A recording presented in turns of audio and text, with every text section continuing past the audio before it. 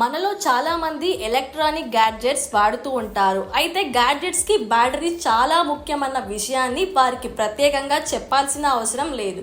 Battery ఈ gadget కు గుండెకాయ వంటిది. ఆ బ్యాటరీ అనే పరికరమే వాటికి శక్తిని అందిస్తోంది. అయితే మన గ్యాడ్జెట్స్ ని వాడేటప్పుడు తెలిసి చేసినా తెలియక చేసినా కొన్ని పొరపాటు పనులు చేయటం వల్ల బ్యాటరీ లైఫ్పై ప్రభావం పడుతూ ఉంటుంది. అలాంటి చిన్న చిన్న పొరపాట్ల వలనే ల్యాప్టాప్ బ్యాటరీ కేవలం ఏడాది లోపలనే పాడైపోయే ప్రమాదం ఉంది. ల్యాప్టాప్ బ్యాటరీ అనేది కనుక చెడిపోతే మరల దాని కోసం మనం వేల రూపాయల ఖర్చు పెట్టాల్సి ఉంటుంది. మీ ల్యాప్టాప్ బ్యాటరీ బాగుండాలంటే ఏం చేయాలి, ఏం చేయకూడదు అనే వివరాలు తెలుసుకుందాం.